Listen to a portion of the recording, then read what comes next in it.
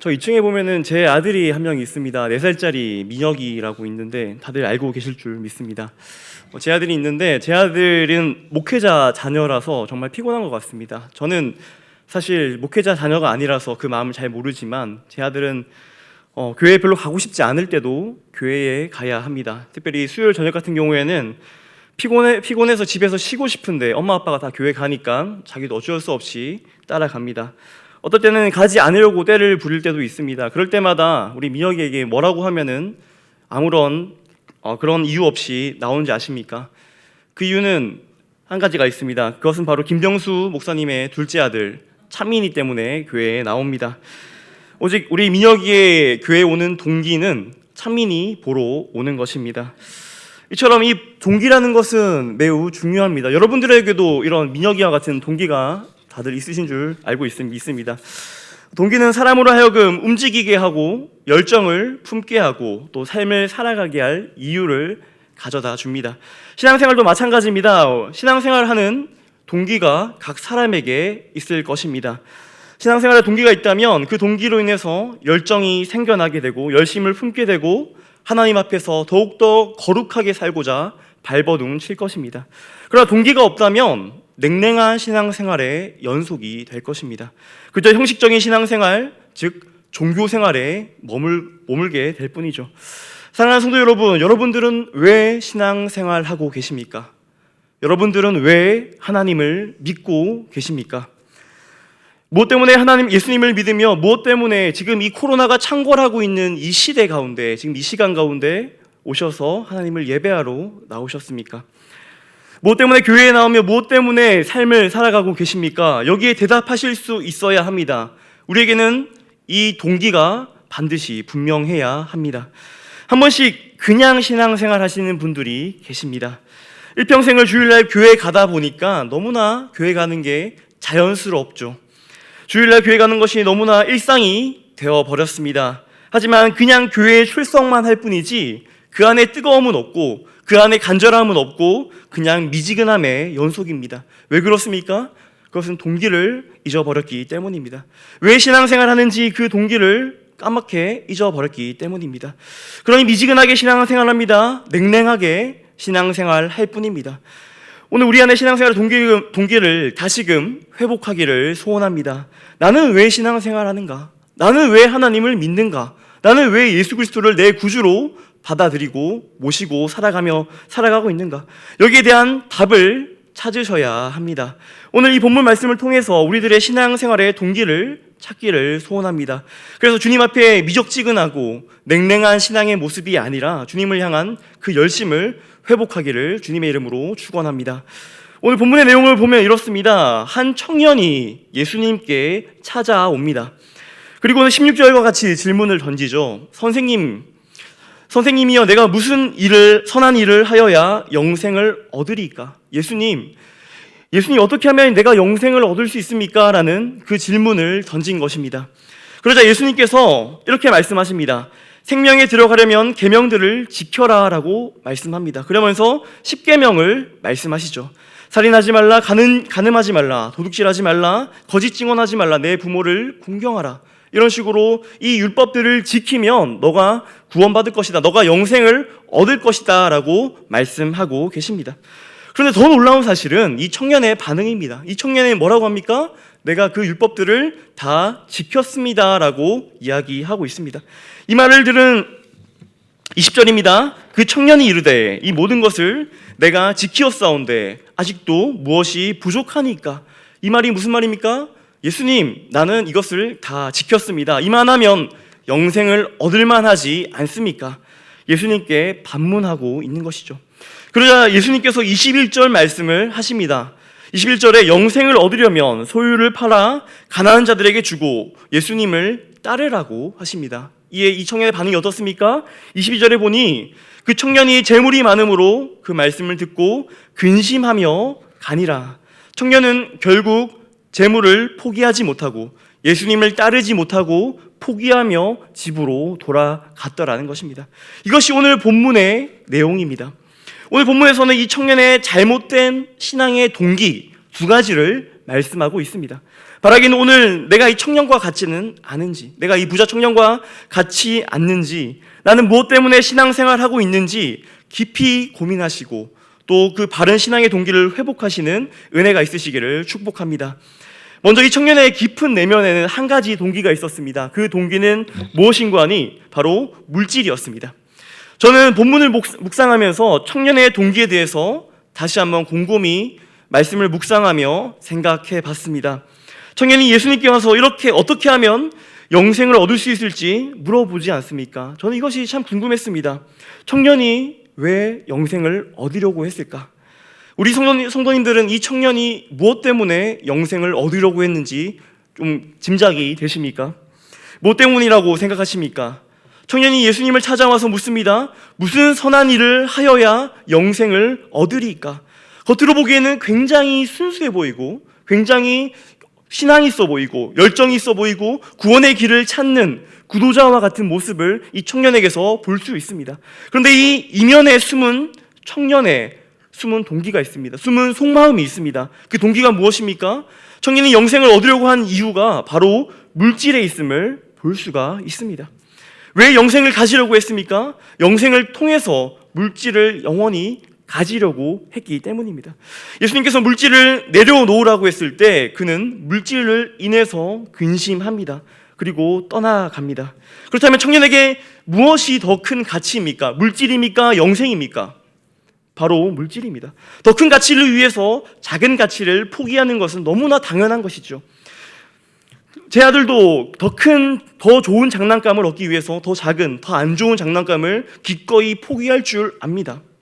청년에게는 많은 재물이 그 재물이 영생보다 더 큰 재물이었어요. 더 큰 가치였습니다. 그리고 그 재물을 오랫동안 누리기 위해서는 이 청년에게는 영생이 필요했습니다. 그래서 예수님을 찾아와서 영생의 비밀을 물었던 것입니다. 사랑하는 성도 여러분, 여러분들에게는 더 큰 가치가 무엇입니까? 왜 예수님을 믿으십니까? 잘되기 위해서 믿으십니까? 아니면 내가 가지고 있는 물질을 누리고자 믿으십니까? 성공을 위해서 믿으십니까? 정말 만약에 그렇다면 이 청년과 별반 다를 바가 없다는 사실입니다. 우리 신앙의 동기는 잘됨이 되어서는 안 됩니다. 우리 신앙의 동기는 잘되는 것이 된다면 우리에게 어떤 일이 일어납니까? 우리가 잘되지 못할 때 주님께 불평하거나 또 주님을 떠나버리고 맙니다. 바른 신앙을 가질 수가 없습니다. 주님과의 바른 관계가 깨어지고 맙니다. 이스라엘 백성들을 한번 보십시오. 이스라엘 백성이 출애굽을 했습니다. 이 출애굽을 통해서 하나님께서는 이스라엘 백성들을 하나님의 백성으로 삼아주셨습니다. 애굽에서 비참하게 노예살이하고 있는 그들을 건져내어 주셔서 홍해바다를 가르시고 바로의 군대로부터 그들을 건져내 주셨습니다. 그런데 이스라엘 백성들을 보면 어떻습니까? 끊임없이 불만, 불평, 원망을 합니다. 물이 없다고 불평합니다. 만나만 먹는다고 불평을 합니다. 고기가 없다고 불평을 합니다.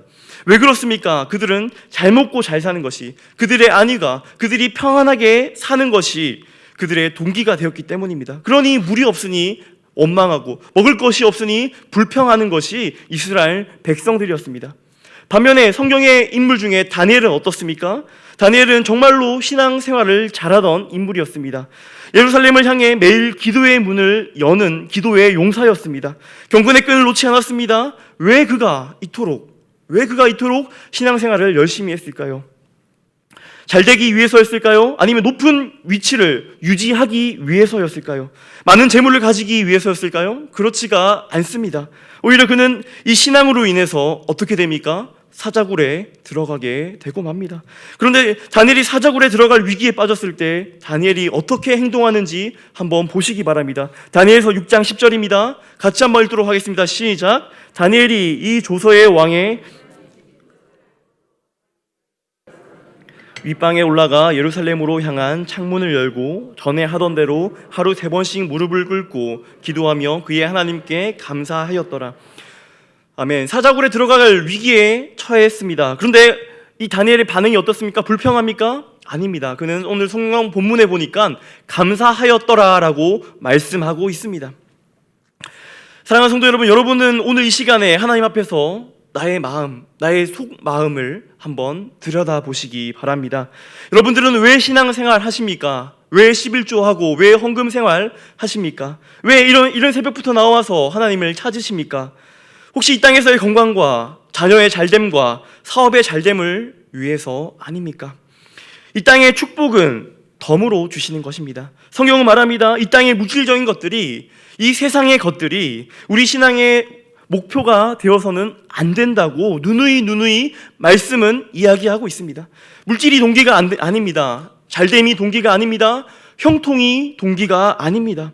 물론 물질을 허락하실 수 있습니다. 잘됨의 은혜를 허락하실 수 있고요, 형통을 허락하실 수 있습니다.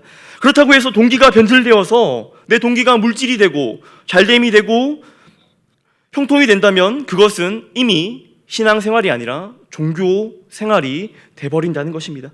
하나님 중심의 신앙생활이 아니라 나 중심의 종교 생활이 되어버린다는 말씀입니다. 오늘 혹시 내 안에서 잘되기 위해서, 물질을 위해서 신앙생활하는 이 마음이 있다면 다 제거되기를 소원합니다. 결국 이 물질이 동기가 되어버리면 청년의 결말처럼 어떻게 됩니까? 결국 예수님을 따르지 못하게 됩니다. 물질의 마음을 뺏겨서 어긋난 길로 가게 돼버리던 것입니다. 결국 물질이 동기가 되어버리면 변질되고 맙니다. 두 번째로 이 청년의 깊은 내면에는 어떤 동기가 있었습니까? 바로 영생 그 자체가 이 청년에게 동기가 되어버렸습니다. 앞서 말씀드린 대로 물질이 이 청년의 첫 번째 동기였다면 그 물질 때문에 포기했던 그 영생 그 자체가 이 청년의 두 번째 동기가 되었습니다. 부자 청년은 구원받기 위해서 어려서부터 그 많은 율법을 다 지켰다라고 말씀하고 있습니다. 참 대단하지 않습니까? 율법 조항이 총 몇 개인 줄 아십니까? 613개나 되는 조항이 있습니다.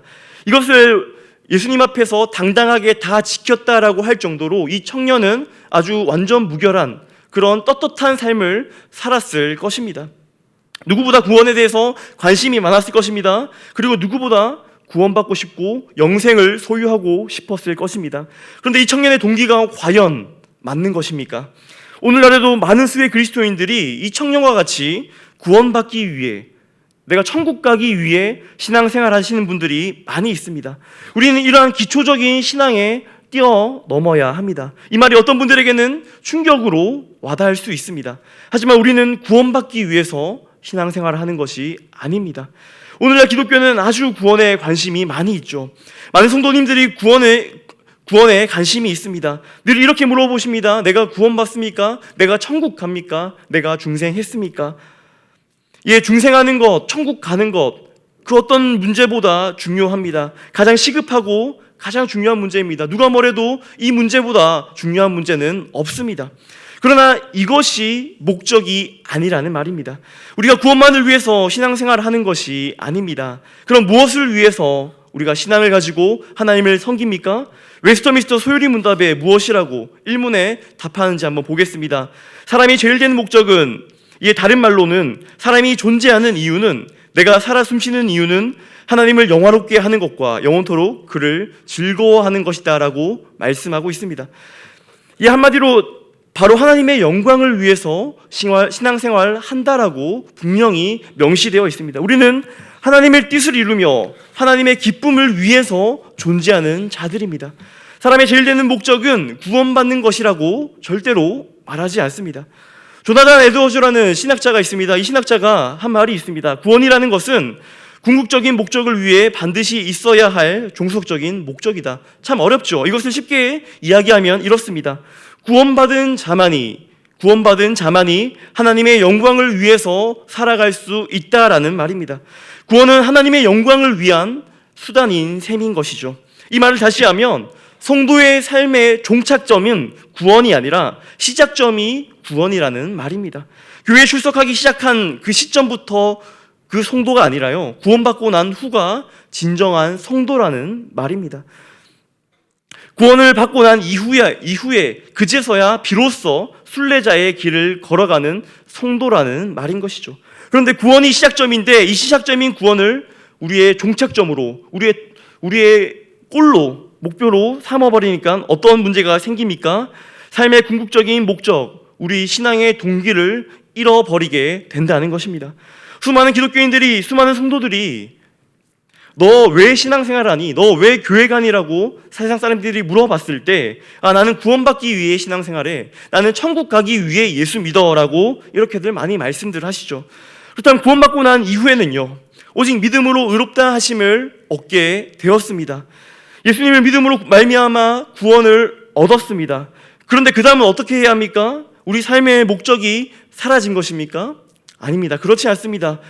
이렇게 신앙의 구원만을 쫓다 보면은 우리가 이단으로 변질될 가능성이 높습니다. 우리가 의롭게 되는 것, 우리가 천국에 들어가는 것, 우리가 지옥에 가지 않는 것, 이것이 우리의 신앙의 궁극적인 목적이 아니라는 말씀입니다. 우리 신앙의 참된 목적이 무엇입니까? 앞서 말씀드린 바대로 하나님의 영광을 위해서입니다. 하나님의 기쁨을 위해서입니다.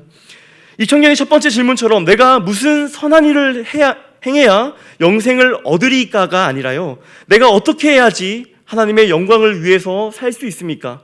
내가 어떻게 해야지 하나님의 뜻을 이루며 살 수 있습니까? 내가 어떻게 해야지 하나님의 기쁨이 될 수 있습니까? 라는 질문을 해야 한다는 것입니다. 그렇게 이 부자 청년이 한 질문부터가 문제가 있습니다. 그렇다면 진정한 우리의 신앙의 동기가 무엇입니까?